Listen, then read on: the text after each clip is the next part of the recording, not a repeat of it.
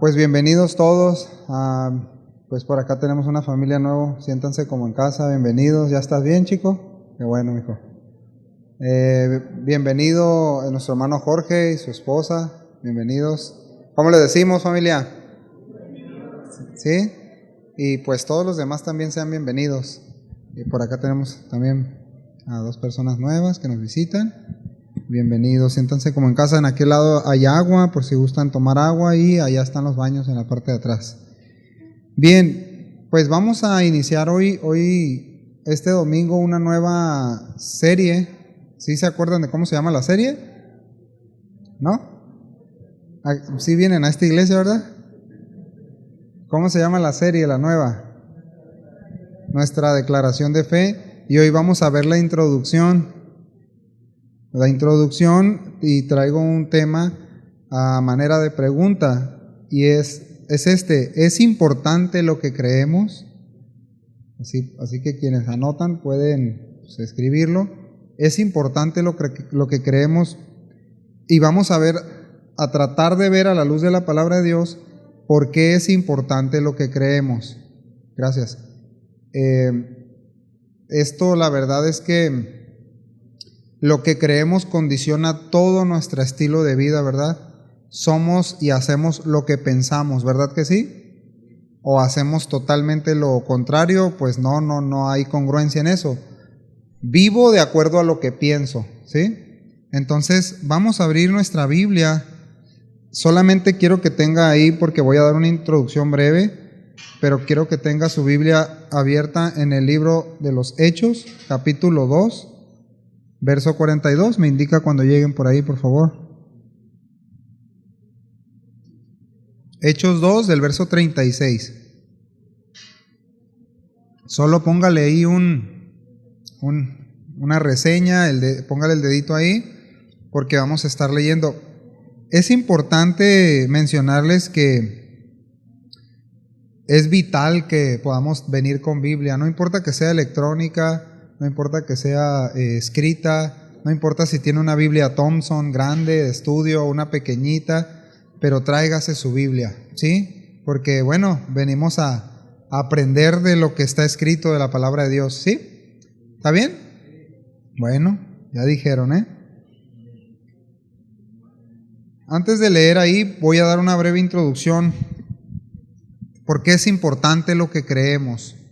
Híjole, yo creo que tan solo lo que podemos voltear a ver alrededor, ver noticias, leer lo que se está posteando en las redes sociales, ver y analizar las propuestas de ley, ver los movimientos que hay ahorita y escuchar, por ejemplo, a los jóvenes. Estoy hablando joven, ¿cuántos jóvenes hay aquí? Yo también soy joven, aunque no lo crean, pero los más jóvenes del 2000 para acá, modelos recientes, pues. Escucharlos, escuchar a la gran mayoría y verlos cómo se comportan y para responder esta pregunta: ¿es importante lo que creemos? ¿Usted cree que sí o no? Bueno, debemos estar bien conscientes en la generación que estamos viviendo. Jesús, vez tras vez, y los apóstoles y los maestros del primer siglo nos advirtieron, diga conmigo, nos advirtieron que estuviéramos atentos de los tiempos que estábamos viviendo. ¿Se acuerdan? Porque vendrían falsos maestros, porque vendrían amadores de sí mismos, porque vendrían doctrinas erróneas, doctrinas destructoras. Hermanos, estamos en ese tiempo, eso es una realidad. Y todo lo que ¿quién está impulsando todo esto? Bueno, los medios de comunicación, el gobierno y la organización más grande del mundo. Así que pues no hay mucho que discutir sobre esto. Tienen muchísimas frentes de batalla direccionado hacia cambiar nuestra forma de pensar respecto de Dios y respecto de ustedes mismos. Y si no estamos despiertos, si no estamos atentos a en qué generación estamos viviendo y cuáles son los misiles, por así decirlo, intelectuales e ideológicos que nos están aventando, pues nos van a vencer todos esos argumentos. Por eso es importante, es solamente una pequeña razón a manera secular de por qué es importante lo que creemos.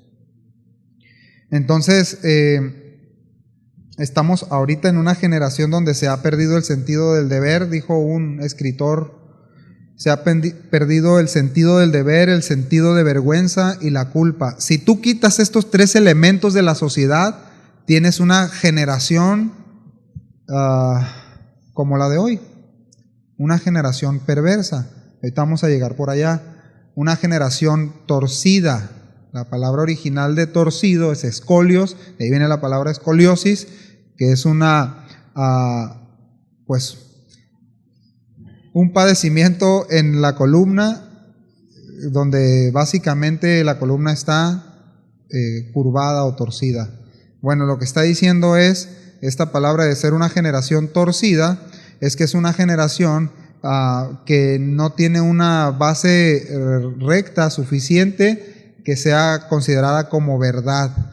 Y todo eso torcido, es decir, separado del margen de la realidad, de la verdad, pues está apartado de Dios, del pensamiento de Dios, del estándar. El estándar es Dios. ¿Por qué? Porque somos su obra, somos su creación, y todo lo que alcanzamos a ver en este mundo le pertenece. ¿Estamos de acuerdo? Bien, entonces se ha perdido este sentido del deber, el sentido de la vergüenza y de la culpa, pues se ha quitado a Dios, que es el dador y es el juez de la ley, de las leyes en este mundo, de las leyes de Él, las que Él estableció. Se ha perdido de manera general y se está perdiendo cada vez más. Lo que hoy vemos como aceptable, hace 20 años era, ni siquiera se nombraba, ni siquiera era un tema a discutir. Ahora se han tornado los papeles al revés. Ahora aquello que era vergonzoso, aquello que que indicaba una culpa, aquello que no era digno de mencionar, precisamente por su carácter inmoral, hoy no. Hoy es un orgullo ser así. ¿Qué opinan de eso? Entonces, pues todo esto, repito, ha sido porque se ha ido quitando poco a poco en la cultura. Ahorita en Occidente, en nuestra cultura se ha ido trabajando para que nosotros dejemos de pensar que hay un dador de ley, ¿sí? Que hay alguien por encima de nosotros. Y con el objetivo de colocarlo a usted y a mí en el centro del mundo, en el centro del universo, en el centro de las decisiones, autonomía, ¿sí? Entonces, ahora todo aquello que Dios señaló y señala como pecaminoso desde el principio, ahora se ha abrazado en nombre del amor. Es decir, no importa si Dios opina diferente, si generalmente nuestra cultura tenía en alguna medida a Dios como el dador de las leyes y el decálogo como la regla general, los 10 mandamientos, que son, pues es lo que tenemos revelado para que la sociedad funcione hasta cierta medida. Y precisamente de ahí se han desprendido las leyes. Imagínense que cada quien pudiéramos hacer lo que quisiéramos, matar a quien quisiéramos, robarle, quitarle lo demás, pues iba a predominar la ley del más fuerte, ¿verdad? Pero gracias a esas leyes que fueron dadas milenios atrás, las sociedades han podido subsistir, pero pues esto ha ido de mal en peor. El punto es que se quitó la idea de Dios, se está quitando, se está trabajando precisamente con todos estos frentes que hay, que le mencioné, para que nosotros pensemos de una manera diferente, en nombre del amor. Fíjense el engaño, y de las percepciones emocionales. Es decir, ¿cómo te autopercibes? ¿Cómo te autopercibes? No importa lo que piensen los demás o lo que digan los demás. Tú cómo te autopercibes y cómo quieres que te autoperciban, o cómo te perciban, perdón. No, pues yo quiero ser tal animal, yo quiero ser tal género, yo quiero ser tal persona. Y ayer precisamente platicaba con una psicóloga y estábamos debatiendo sanamente y le decía, bueno, a ver, tú dices que tengo que respetar a quien se autopercibe como tal y reconocerlo legalmente. Entonces yo le voy a decir, yo me voy a autoproclamar un enviado de Dios, entonces tú tienes que escucharme y tienes que respetar el mensaje que traigo. Y además lo voy a promover en las universidades y en las escuelas. ¿Qué te parece? Ya no les gustó, ¿verdad? Le dije, no, pues no. ¿Cuál libertad? Entonces, todo esto, mis hermanos, tenemos que estar despiertos, porque se hace otra vez con la bandera del amor. Es que se aman, es que yo amo esto, es que yo siento esto, y violando las leyes aún biológicas y demás en nombre de esto. Ahora han redefinido ellos mismos este mundo, el amor, ¿sí? Para hacer cosas que, como bien dice el autor a los Romanos, dice, Dios los entregó a una mente reprobada. Entonces, ya ahora esta palabra de amor, de lo que es bueno, de lo que es malo, de lo que es ético, de lo que es inmoral, ya no lo define Dios, ahora cada quien lo define, porque ya no hay absolutos, porque ya no hay verdades, se dice en este mundo. Ahora nosotros no. Por eso es importante lo que creemos. Nosotros creemos que la palabra de Dios es verdad. ¿Verdad? ¿Sí creen que la palabra de Dios es verdad? La palabra de Dios es verdad. Ok. En un momento crucial, nuestro Señor Jesucristo, cuando ya iba a concluir su obra de redención aquí, tuvo un encuentro con un político muy pesado en su tiempo, por decirlo de una manera, donde empiezan a tener una conversación y Jesús le da una respuesta a Pilato. Le dice, fíjense bien, le dice, yo he venido a dar testimonio de la verdad. La verdad que se perdió en el inicio con una mentira o con una serie de mentiras. Esa misma mentira es la que ha provocado todas estas generaciones que tenemos. Es la que provocó el diluvio. Es la que trajo esas consecuencias hasta hoy. Estoy parafraseando lo que Jesús dijo. Le dijo a Pilato, yo he venido a dar testimonio de la verdad. Y Jesús dijo, yo soy la verdad. Es el único que lo ha proclamado y ha dado evidencias con su vida, con sus palabras, con su resurrección de que Él es la verdad.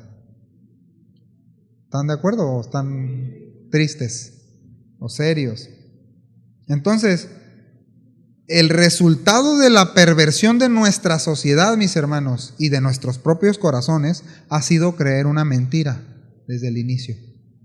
Mentira que nos ha sido transmitida hasta hoy. Y que este mundo todavía, este sistema caído bajo el maligno, bajo Satanás, sigue cada vez más con más sutileza promoviendo mentiras, ¿sí?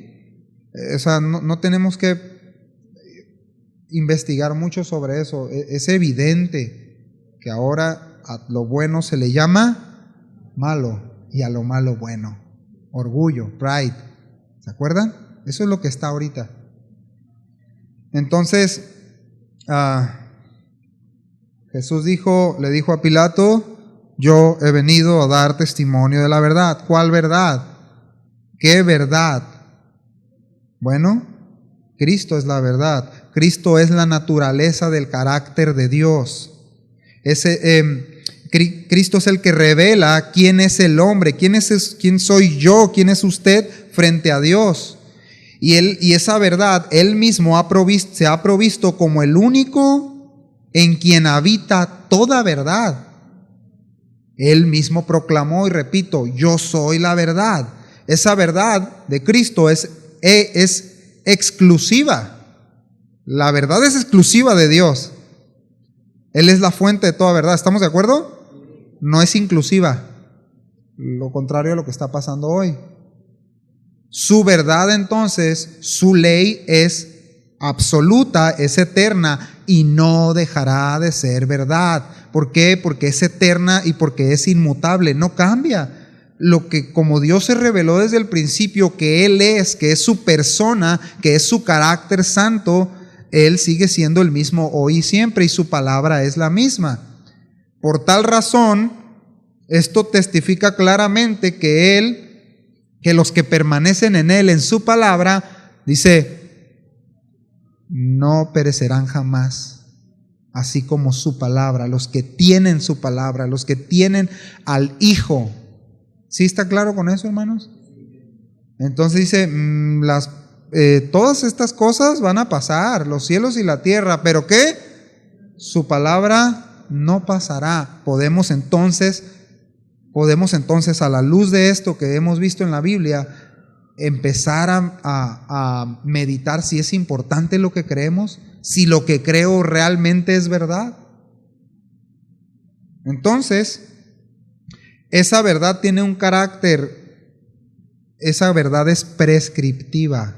Esto significa que tiene la finalidad de regular y de guiar el comportamiento del quien la recibe y de quien la escuche y para quien fue dada. ¿Quién es el dador de esa ley prescriptiva? Dios. ¿Y quiénes son los receptores de esa ley? ¿Para quién fue dada esa ley? Para nosotros. Bien, como es prescriptiva, Dios en su momento apelará a esa ley que Él dio por cada ser humano.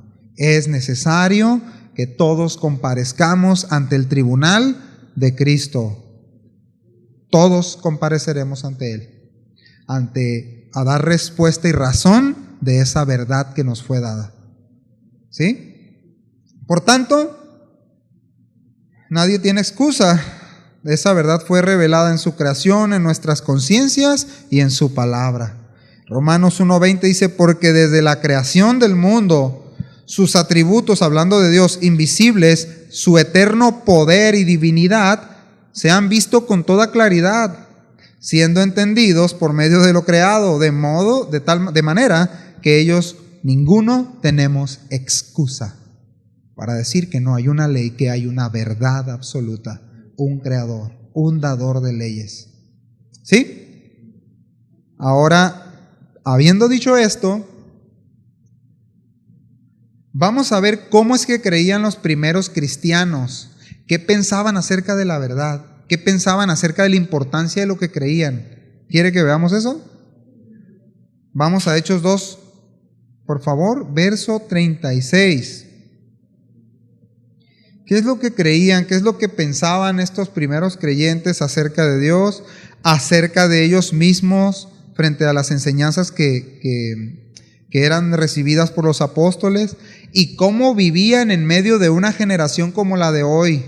Una generación perversa. ¿Usted cree que eso es nuevo, hermanos? No. Eso lo vemos desde el Edén. Desde ahí vemos que la perversión en el corazón del hombre ha ido creciendo, y ha ido aumentando, y se ha ido transmitiendo. Dice el verso 36, ya estamos ahí. Sepa pues, estas son palabras del apóstol Pedro en su primer mensaje ahí en Jerusalén. Dice, ciertamente toda la casa de Israel, que a este Jesús, a quien ustedes crucificaron, Dios le ha hecho Señor y Cristo. ¿Qué dice que le ha hecho? Señor y Cristo, amo y dueño de todas las cosas, Salvador. ¿Sí? Al oír esto, dice que los que escuchaban se compungieron de corazón. Esta idea connota a alguien que le atravesaron una estaca en el pecho. A mí nunca me ha pasado, yo creo que ustedes tampoco, no estaríamos aquí, pero sintieron que les faltó más que su vida, el aire, el saber esta verdad. Ustedes mataron al Hijo de Dios, ustedes crucificaron al enviado. Dice, se compungieron de corazón y dijeron a Pedro y a los apóstoles, varones hermanos, ahora sí eran hermanos, ¿no? ¿Qué haremos?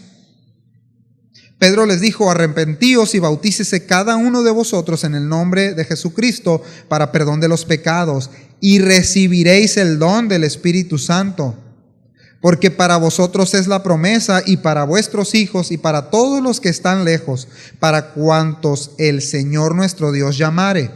Y con otras muchas palabras testificaba y les exhortaba diciendo, ¿qué les decía? Sed salvos de esta perversa generación.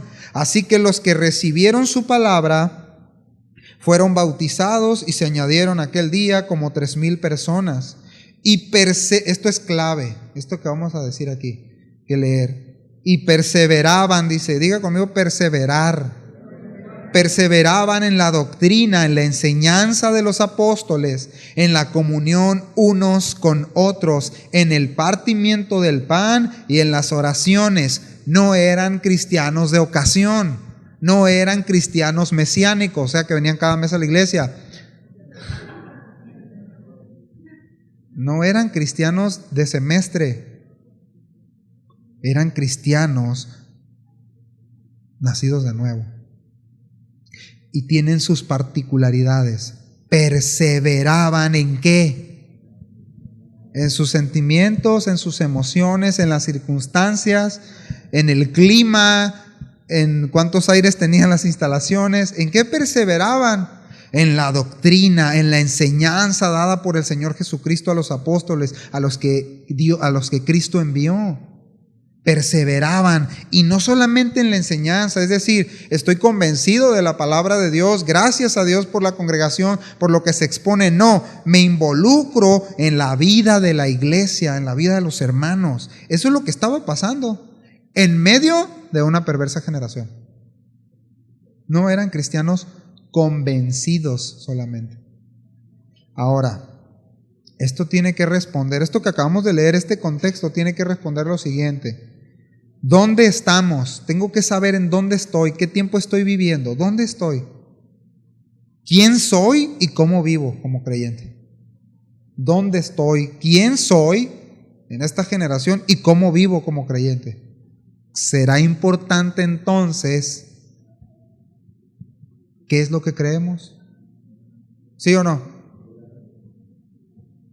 Si yo no creo, escuche bien lo que voy a decir, si yo no creo que la iglesia ha sido constituida por Cristo, yo voy a menospreciar las actividades de la iglesia, hermanos.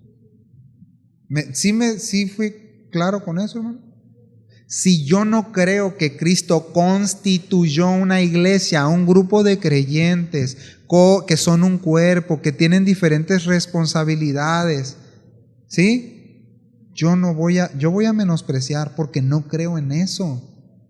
Porque no creo en eso. Bueno, ¿qué vemos aquí en el contexto de la primera iglesia? Ok, vemos lo mismo que hoy. A ver, vamos a ver los paralelos. ¿Vemos a una generación perversa como la nuestra? Sí, ¿verdad? Una generación torcida en el tiempo de Jesús. A lo bueno llamaban malo. Al Señor le dijeron, tú por los demonios echas fuera a los demonios. Tus obras son del diablo. Por favor.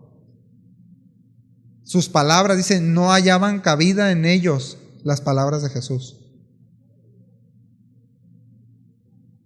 Los mismos que le decían, Hosana, al ratito están diciendo, crucifícalo. Más tarde lo estaban escupiendo, lo estaban pateando. Porque eso dice la Escritura. Lo golpearon, le arrancaron la barba. Ahora, eso solamente son las expresiones. En el corazón no querían hacer eso, querían hacerlo papilla, querían molerlo. ¿Por qué, hermanos? Por la perversidad del corazón, por lo que creían. Bueno, hoy estamos en esa generación. Ahora, también es cierto que hoy el evangelio sigue siendo predicado, como pasó en la primera iglesia, en el primer siglo. ¿Estamos de acuerdo? Aquí lo ves, aquí ves a Pedro predicando y a los demás. Y hoy también se sigue predicando el evangelio, gracias a Dios, porque todavía el Espíritu Santo está en nosotros y en este mundo, ¿verdad? Bueno, el Espíritu Santo, como obró en esa primera iglesia, sigue obrando mediante la palabra y mediante ese poder de Dios, como hoy, sacando a gente de esta generación, a los que creen en el evangelio. Ahora también vemos que a los primeros cristianos perseveraban en las enseñanzas. Esto es clave, perseverar en las enseñanzas. ¿Será importante perseverar o no? Mire, a veces somos perseverantes en nuestra necedad, ¿verdad? A veces es lo único que somos perseverantes, en nuestra terquedad. ¿Sí o no? A ver, ¿cuántos tercos? No levante su mano. Perseveramos en muchas otras cosas, pero los apóstoles, los primeros creyentes, perseveraban se quedaban ahí. Es decir, alguien, fíjense, la connotación de esta palabra originalmente habla de alguien serio, no de alguien que está así, con la cara, no, alguien de carácter serio, es decir, que se toma en serio lo que hace, ¿sí? En su trabajo, en su casa, con sus hijos, con su esposa, en la iglesia, en lo que es, se toma en serio quién es. Ellos son hijos de Dios que están en la primera iglesia, que están en medio de una generación torcida y maligna, así como usted y como yo, pero ellos perseveraban, es decir, le tomaron seriedad a la vida cristiana. ¿Está bien? Perseveraron, es decir, fueron constantes y diligentes. También connota esto, esa palabra de perseverar. Alguien que se adhiere con fuerza. Aquí decimos, te aferraste como garrapata, ¿cómo se dice? Bueno, ¿alguien le ha visto una garrapata a un perro? Nadie, ahí sí. Se aferran y están chupándolas. Bueno, ser constante y adherirte con fuerza a las enseñanzas del Señor Jesucristo. A eso nos tenemos que adherir con fuerza. Eso es perseverar, eso es quedarse, eso es tomar seriedad en nuestra profesión de fe, en lo que creemos. Ahora, lo contrario de esto, mis hermanos, es que cualquier cosa que venga, si Netflix publica, no, es que Jesús tenía los ojos verdes. Ay, Señor, tenía los ojos verdes y eso no dice la Biblia. Ya me puso a temblar eso. No, por favor. ¿Verdad que no? O sea, cosas de esas, ¿no? Entonces, perseveremos en la palabra de Dios, perseveremos en las enseñanzas, como lo hacían los primeros cristianos. Ahora, ¿por qué Jesús? ¿Por qué es tan importante lo que está narrando Lucas, el autor de los Hechos? Lucas está diciendo, a ver, la característica de los primeros creyentes era que perseveraban en la palabra de Dios, en las enseñanzas, en lo que recibían, es decir, vivían de acuerdo a ello, se relacionaban como creyentes, se interesaban unos por otros, estaban en el partido, es decir, en la comida, en la comunión, eso representa también, en la comunión entre ellos y además en las oraciones. Repito, no podemos quitar un elemento de y decir que somos iglesia. No puedo decir que yo estoy de acuerdo con las enseñanzas de Jesús y no me interesan los hermanos, no me interesa la iglesia, no me interesa orar, no me interesan sus problemas. Si alguno de nosotros pensamos de esa manera, levante su mano para darle vara. No. La Escritura habla muy en claro de cuáles son las características.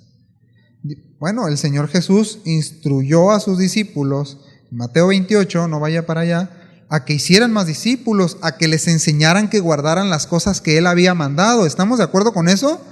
Esas cosas que Él dijo, enséñenles esas cosas que les he mandado, porque esas son verdad, para que las guarden y para que el Espíritu Santo los guíe, nos guíe. No nos va a guiar Dios a ningún lado si el Espíritu Santo no está en nosotros. Y si no vamos a la palabra de Dios, ¿a dónde nos va a guiar? ¿A dónde?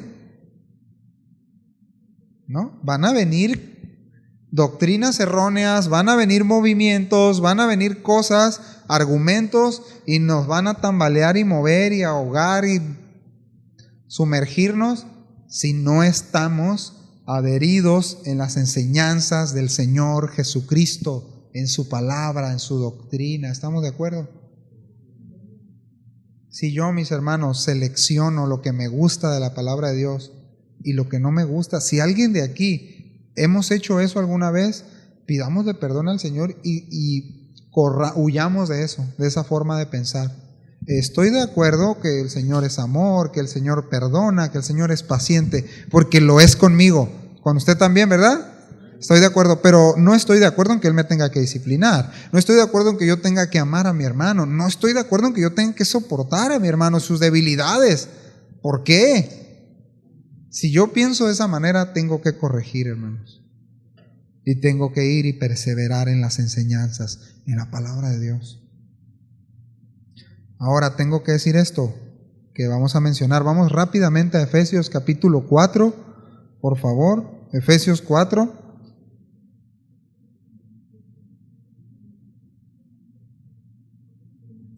Como a manera de encabezado quiero decirle algo.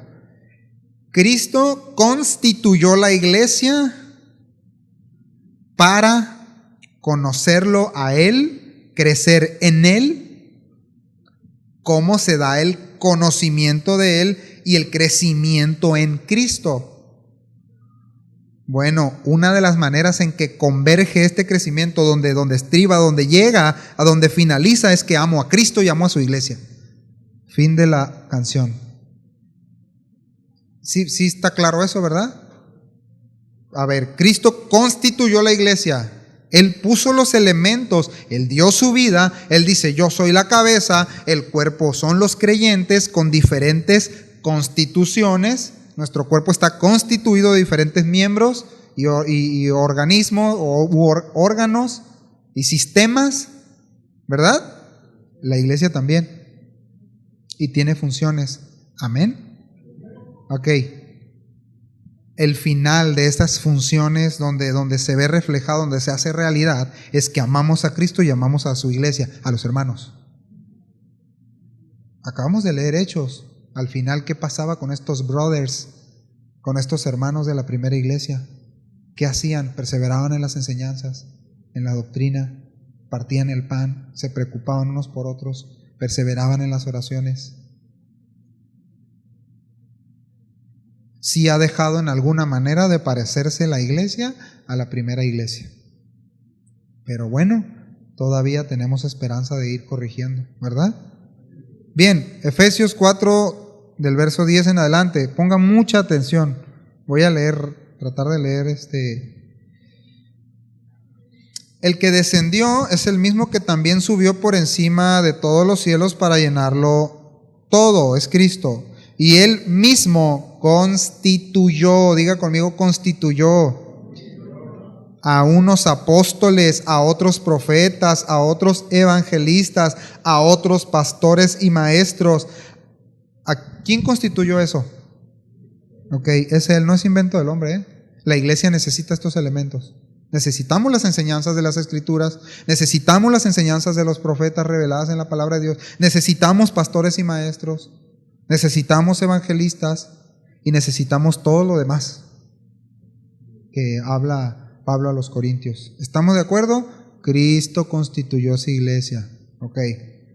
A fin de, aquí viene mucho más interesante, todavía más, a fin de perfeccionar, es decir, de capacitar, de equipar a los santos para la obra del ministerio, para la edificación del cuerpo de Cristo, hasta que todos lleguemos a la unidad de la fe, esto es, unidad de doctrina, es decir, pensar de acuerdo a las enseñanzas de Cristo, A eso se refiere. Y del conocimiento del Hijo de Dios, a un varón perfecto. Lo que está diciendo es un varón maduro, completo.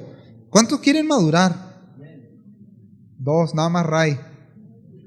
¿Quieren madurar? ¿En Cristo? ¿Sí o no? No nos queremos quedar así, ¿verdad? No queremos seguir siendo bestias salvajes, ¿no? Se los digo en amor, no se vayan a ofender. Entonces, no queremos seguir siendo como veníamos del mundo, ¿verdad?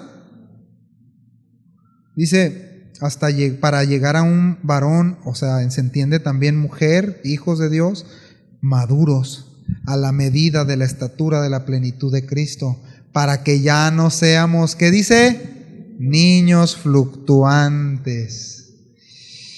llevados por doquiera de todo viento de doctrina, por estratagema de hombres que para engañar emplean con astucia las artimañas del error, lo que estamos viviendo, sino que siguiendo la verdad en amor, crezcamos en todo aquel que es la cabeza, en aquel que es la cabeza, en Cristo. Esto es en Cristo, de quien todo el cuerpo, bien concertado y unido entre sí por todas las coyunturas que se ayudan mutuamente, según la actividad propia de cada miembro. ¿Qué dice ahí? Según la actividad propia de cada miembro, póngale su nombre, recibe su crecimiento para ir edificándose en amor. Lo que está diciendo aquí es que necesitamos saber, escuche bien, que Cristo constituyó su iglesia. No es un invento de nadie. Cristo la formó. Cristo puso los elementos necesarios para llevarnos a madurar, hermanos, para ayudarnos a crecer y no ser engañados, para ya dejar de ser niños fluctuantes. ¿Cómo es un niño fluctuante? Gadiel se sabe muy bien esa definición. Niños fluctuantes. Ahorita sí, ahorita no quiero, ahorita sí. Mañana no sé, depende cómo me sienta. Si me das lo que quiero, mamá, lo hago. Si no, no. Papá, sí. Niños fluctuantes, cambiantes. Pero dice, es necesario que el cuerpo crezca unido entre sí por las coyunturas que se ayudan mutuamente. ¿Será necesaria la ayuda mutua? Bueno, entonces, y dice algo que nos compromete a todos, según la actividad propia de cada miembro. No es según, no es que el pastor, el mensaje de hoy no estuvo tan bien. La alabanza, les faltó, brother, les faltó. La escuela de los niños, le faltó un poquito más de nivel. El aire estaba muy helado, estaba muy caliente. Los baños como que les falta un poquito de decoración. A ver, no venimos a evaluar a nadie, ¿eh? Usted es la iglesia. ¿Usted ha creído en Cristo? Usted tiene al Hijo. Usted es parte de la iglesia. Usted es parte de los que edifican. Así de sencillo. Dice, según la actividad propia de cada miembro. Es decir, cada parte al cumplir su función específica ayuda a que los demás se desarrollen.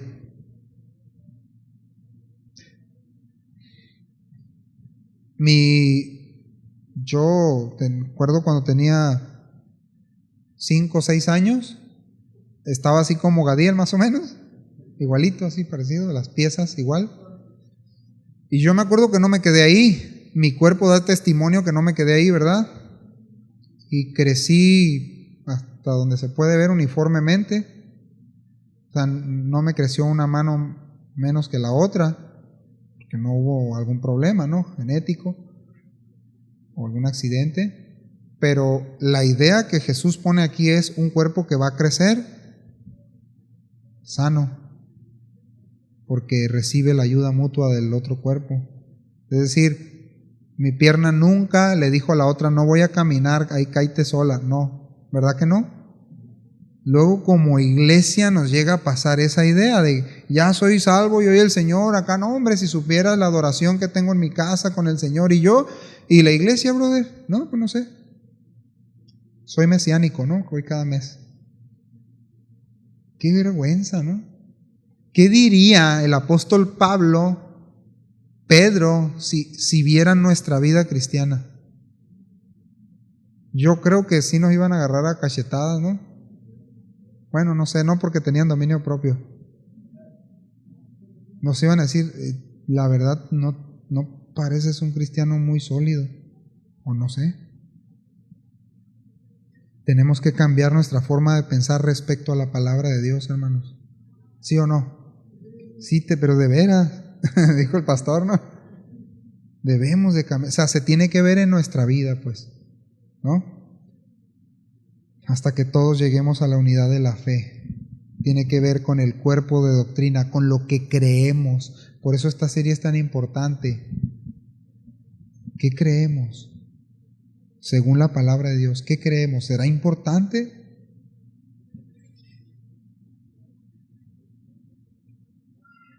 Fíjense que otra palabra que utiliza ahí habla de los niños, y precisamente también se refiere a que el Cristo instituye a la iglesia, instituye diferentes funciones para criarnos, para la crianza cristiana, de instruirnos como creyentes. ¿En qué? En la verdad de las Escrituras. Es decir, yo no estoy criando a Santiago para que desconozca a su hermano, ¿verdad que no? Lo estoy criando en una formación de familia, de lo que la Escritura enseña, de las funciones que hay, de los roles en familia, aunque estoy atentando contra las ideologías de hoy, ¿verdad? Y soy intolerante contra esas nuevas corrientes de pensamiento. Entonces, tengo que reconocer esta verdad, mis hermanos. Cristo es el Señor de la iglesia y Él es el que la constituyó. ¿Estamos de acuerdo? Ok. Él constituyó en un orden completo, en un orden perfecto. Estableció la palabra de Dios por medio de los profetas y apóstoles, y ahora fueron enseñadas por pastores y maestros y evangelistas. Por eso nos llegó el evangelio a nosotros, en un mismo cuerpo de doctrina, de enseñadas, dadas por ¿quién? Por Cristo, para poder ir creciendo y ser creyentes maduros. Y yo le quiero lanzar una pregunta. ¿Alguien desea conocer las enseñanzas de Cristo aquí? Claro. Ahora, ¿alguien desea andar en ellas? Sí. Va a tener un costo, hermanos. No podemos echar mentiras, ¿eh? Va a tener un costo seguir a Jesús. Ahorita ya tiene un costo de que tú pongas algo en contra de las cosas que están sucediendo. Ahora tengo que cambiar mi forma de hablar porque alguien quiere que cambie mi forma de cómo yo lo veo a él, o su autopercepción. Tengo que cambiar mi forma de pensar. O sea, ¿de verdad? Ahora ya no hay reprobados. Bueno, este ciclo, ¿no, maestra? Ya no hay reprobados. ¿Saben la puerta que abre al pensamiento que abre esas decisiones? Medítelo, hermano. O sea, no de que, mira qué padre. Ya no voy a echarle ganas con mi hijo ahí para que aprenda porque es un burro o burra. Así nos decían, ¿no? A mí me llegaron a poner orejas de burro. Pero sí terminé la universidad. Pero miren, sí me sirvieron. Ahora no, todos pasan. Órale. Bueno, necesitamos aprender las enseñanzas de Cristo, necesitamos andar en ellas más, hoy con más urgencia cada vez. Si yo hoy entiendo que Cristo constituyó un cuerpo y un orden para transmitirnos esas enseñanzas, tengo que preguntarme si estoy creciendo en eso, o de lo contrario estoy atorado, estoy detenido, porque estoy detenido y atorado o atorada en el lodo de mi arrogancia y de mi orgullo. Puede ser, puede ser, de no reconocer que Cristo constituyó un orden en su iglesia y enseñanzas en su iglesia. Cristo las reveló, no son inventos de los hombres. Entonces fíjense lo que Pablo exhortó y animó a los hermanos de Corintio, a los corintos. Hermanos, les pido en el nombre de nuestro Señor Jesucristo que se pongan de acuerdo unos con otros, que no haya divisiones entre ustedes. Les pido que se unan nuevamente en torno a las mismas ideas y los mismos propósitos. Yo soy de Pablo, a mí me gusta como Apolos, a mí esto, a mí... No, a ver, las enseñanzas que dicen. Y bueno, los tuvo que ubicar, porque tengo que decir algo, mis hermanos, que creo que nos puede sonar incómodo. Pero Dios exige todavía demandas para caminar con Él, ¿verdad que sí? O a cualquiera le dice, vente, no, ¿cómo eres? No importa cómo seas, no importa cómo pienses, no importa cómo camines, pero pero puedes caminar conmigo. No, la Escritura dice que Él todavía exige demandas para caminar con Él. ¿Sí o no? Él exige demandas. Bueno, en algunas instituciones educativas y laborales hay demandas. ¿Verdad que no puede llegar a la hora que usted quiera? ¿Verdad que no puede ir en traje de baño al trabajo? A menos que seas instructor de natación. ¿Verdad que no puedes irte a la hora que quieras? ¿Sí o no? En la escuela, ¿puedes hacer lo que quieras? ¿Irte a la hora que quieras? Bueno, ya está encaminándose para eso. Ok, con Dios no es así. Es importante que creemos y que pensamos acerca de Él, pero es importante que veamos a la luz de la palabra cómo se revela Él, cómo es Él. Ahí no hay margen de error, ya no nos podemos excusar, ¿verdad? ¿Verdad que no? No se pongan serios porque fíjense lo que les dijo a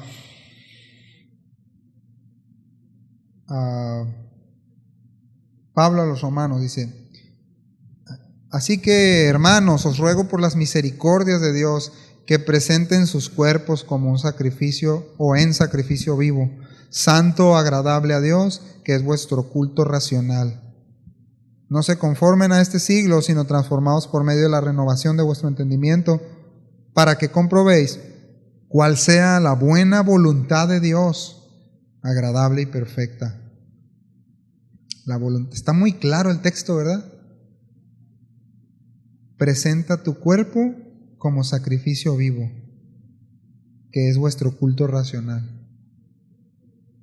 La adoración a Dios es racional de acuerdo a las Escrituras. Él reveló la razón de Él en las Escrituras. No la razón de él. A ver, ¿te parece bien? ¿Te parece racional? No. Dice, Dios es el ser racional perfecto, pues por naturaleza. Entonces, preséntate de acuerdo a su voluntad, para adorarlo de acuerdo a su palabra, para vivir de acuerdo a su palabra. Y dice, y no te conformes, no nos conformemos a este siglo. Solo así se comprueba la buena voluntad de Dios, que es agradable y es completa en todo sentido. ¿Sí? Ahora, para esto, mis hermanos, para presentarte voluntariamente, para humillarte bajo la poderosa mano de Dios, se necesita lo que decíamos hace ratito en Efesios, se necesita madurez. Diga conmigo, necesitamos madurez. Necesitamos madurar, ok. Y para llegar a eso, pues necesito ir creciendo en el carácter de Cristo. Algo, y platicaba con Carlitos hace rato sobre eso, la humildad y la mansedumbre son unas evidencias inmediatas de un creyente. Humildad y mansedumbre. Dice el comentarista, el pastor Millós, dice, es la mejor evidencia de estar en comunión con Cristo y siguiéndolo a Él. ¿Escuchó lo que dije, hermano? Es la mejor evidencia de estar en comunión con Cristo y siguiéndolo a Él. Cuando mi vida muestra un carácter manso y humilde al Señor y a los que me rodean. La resistencia, la rebelión, el orgullo revelan totalmente lo contrario en mi corazón, en mi comunión con Dios. Hermano, ¿cómo estás? Pues más o menos, bien. Piensan que les va a preguntar, ¿por qué no te vi tal día? O en la oración, o qué sé yo, ¿no? Bien, bien, sí, todo bien. Había un brother que contestaba, no, de maravilla, excelentemente bien. Órale. Entonces, fíjense el comentario que hace el doctor Lacueva, dice, los que tienen esta característica, ¿no? Los que cambian, los que renuevan su forma de pensar, dice, estos son los que se someten resignada y alegremente a los designios de Dios y los que muestran toda mansedumbre para con todos los hombres, según Tito 3:2, los que pueden aguantar una provocación, ojo, sin encenderse en ira, sino permaneciendo en silencio o dando una respuesta suave. los que permanecen serenos mientras otros cometen grandes desatinos, cuando en admirable paciencia se mantienen dueños de sí mismos, al mismo tiempo que son desposeídos de todo lo demás. Los que prefieren sufrir y perdonar 20 injurias antes que vengarse de una. Esos tienen el carácter de Cristo.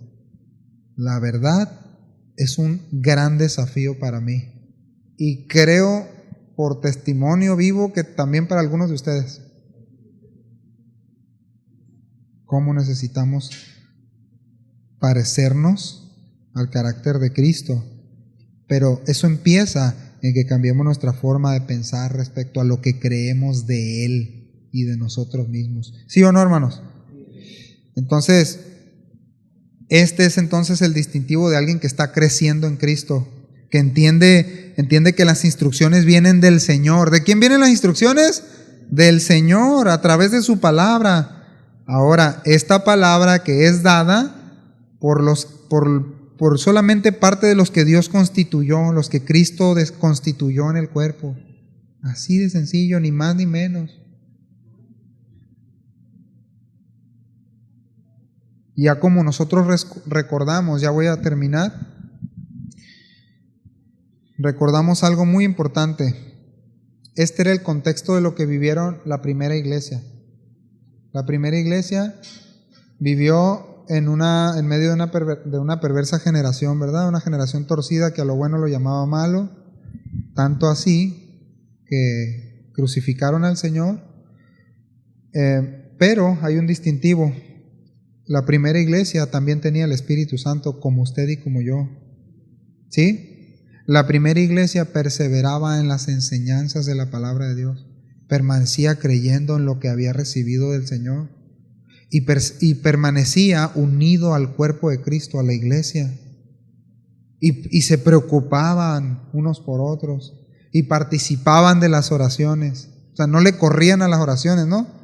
Yo me acuerdo cuando estaba de encargado de jóvenes hace como 15, 16 años. Me acuerdo que en las reuniones, pues aquí está el Iván. También Iván andaba ahí.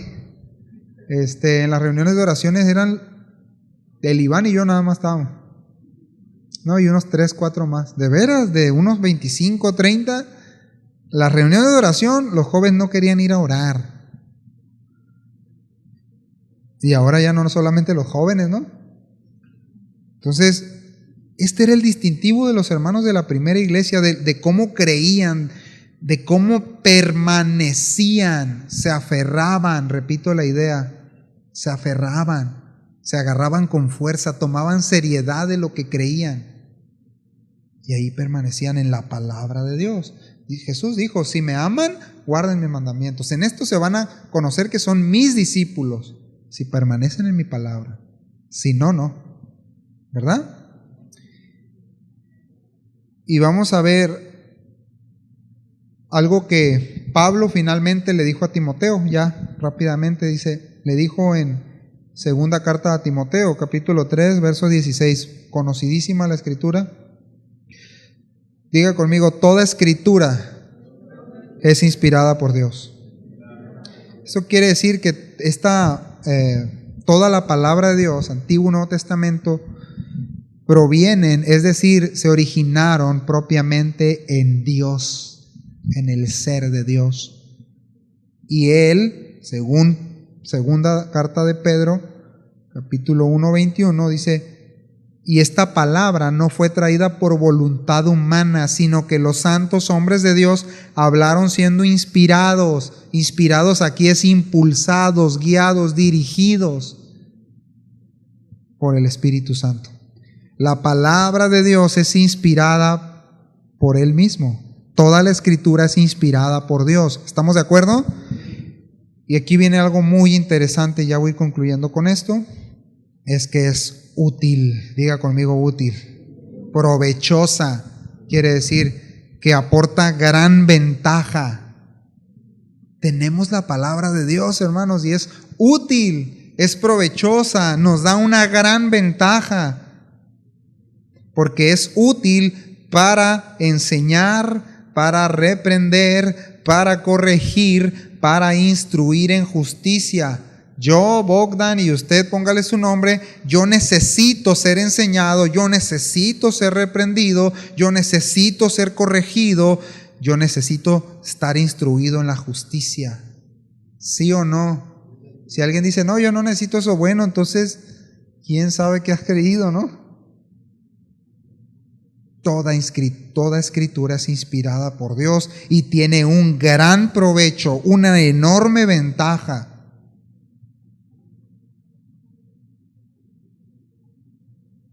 Para enseñar, trae gran ganancia.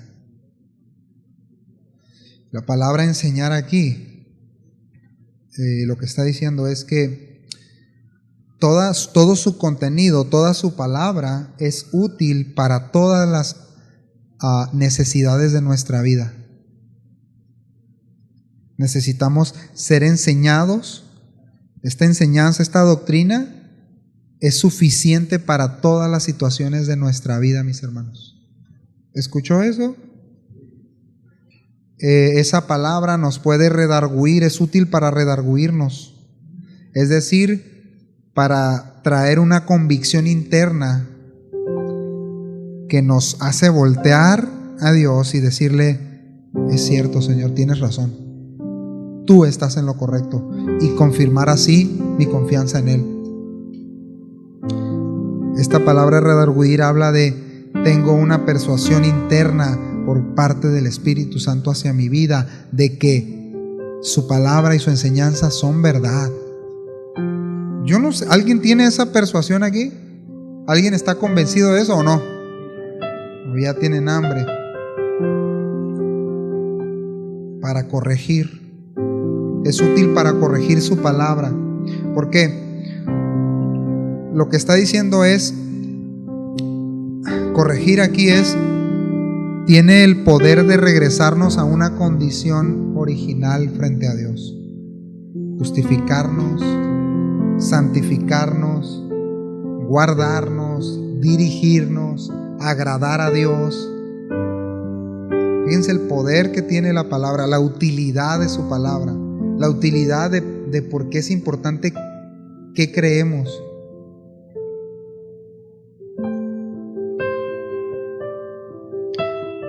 Es útil para corregirnos, para instruirnos. Aquí la palabra es paideia, que está hablando tiene que ver con la educación de los niños, de los paidos.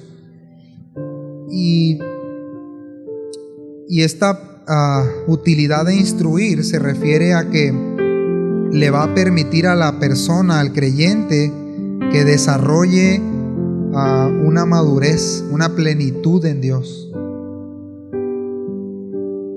Por eso la palabra instruye como a un niño, para que cuando vaya creciendo en esa palabra, en ese desarrollo, pueda madurar. Sí queremos madurar, ¿verdad? Y al final dice, para instruir en justicia, es decir, solamente así podemos ser aprobados por Dios. Solamente así ese veredicto judicial que Dios pronuncia va a ser de aprobación. ¿Por qué? Porque fue alguien que fue tratado mediante esa utilidad de la palabra, instrucción, corrección, redarguir. Y esa entonces es una persona madura en la aprobación de Dios, madura en justicia. ¿Quieres ser así, hermano? Bueno, pues vamos a ponernos de pie y a darle gracias a Dios.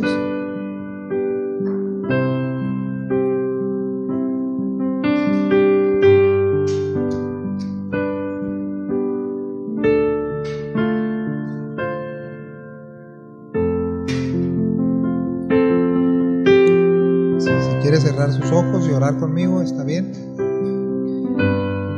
Señor, queremos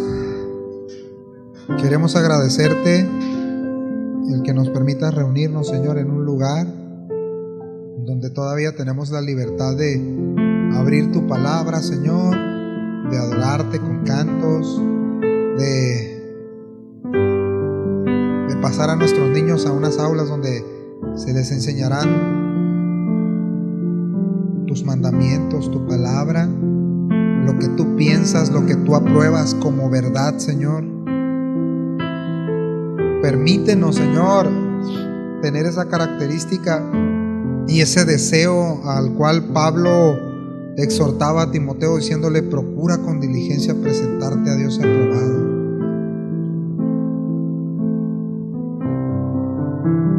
Es decir, que nos apresuráramos, que hiciéramos lo mejor que pudiéramos en ser aprobados, en ser agradables delante de ti, Señor, en ser aceptables, que usa bien la palabra de verdad. Señor, nosotros queremos realmente reconocer, Señor, hoy y reafirmar que tu palabra es la verdad. Tu palabra es esa palabra eterna, preexistente, que siempre hablará y expresará lo que tú eres, lo que tú piensas, tu voluntad, Señor. Permítenos abrazar tu palabra como una verdad en nuestras vidas. Ayúdanos, Señor, a que eso pueda ser llevado a la práctica en hechos en nuestra vida, Señor. Tú eres, Señor Jesús, como tú mismo le dijiste a Pilato, tú eres esa verdad revelada, tú eres la realidad de todas las cosas.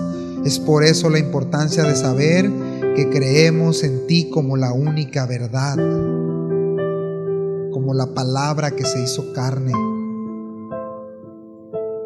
Permítenos, Señor, entonces, así como vimos a la luz de la palabra, abrazar, Señor, el ejemplo de los primeros creyentes en medio de una generación torcida como la que estamos viviendo hoy.